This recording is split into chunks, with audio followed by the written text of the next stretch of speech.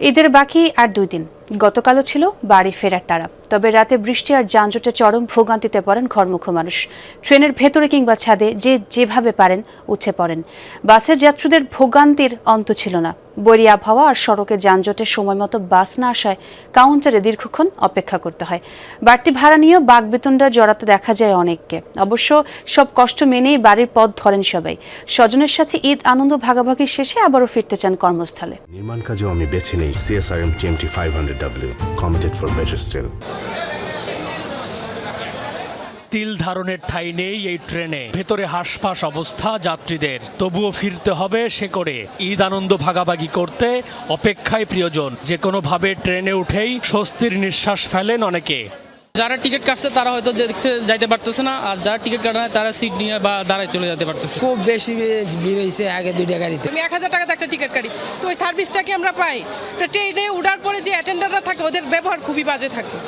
বৃষ্টিতে দুর্ভোগ বাড়ে যাত্রীদের। বাধ্য হয়ে যারা ট্রেনের ছাদে ওঠেন তারা পড়েন আরও বিপদে। তবুও বৃষ্টি মাথায় জীবন হাতে নিয়ে বাড়ির পথ ধরেন।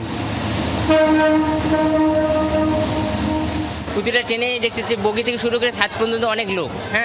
তারপরে বৃষ্টিতে ভেজে যে ঈদ করতে যাচ্ছি আমরা, এটা অনেক আনন্দ। ঈদের যাত্রা একটু ভিড় আছে, কিন্তু আসলে এই ভিড় বা এই কষ্টটুকু আমরা ঈদের আনন্দের একটা অংশই মনে করি সবসময়।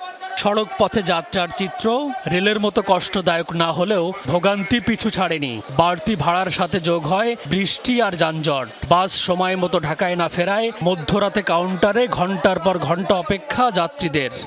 আগে ভাড়া ছিল 1500, এখন ভাড়া হচ্ছে 3000 ঈদের ভাড়া। 750 টাকার গাড়ির টিকিট এখন নিচ্ছে 1250 টাকা টিকিট।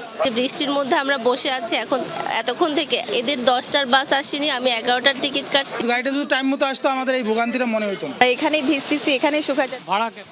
ভাড়া আগে ছিল 550, কিন্তু এখন ঈদের কারণে আমাদের থেকে ডাবল ট্রিপল ভাড়া রাখছে। ওনারা আমাকে কয়েকবার ফোন করে বলছে সকালে যাইতে, তো আমি সকালে কেন যাব? বাস যদি না আসে আপনি টাকা রিটার্ন দেবে, কিন্তু ওনারা টাকা রিটার্ন দেয়নি।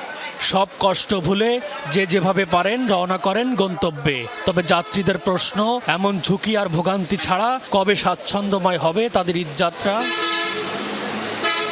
M A Aziz, Jamuna news, Dhaka.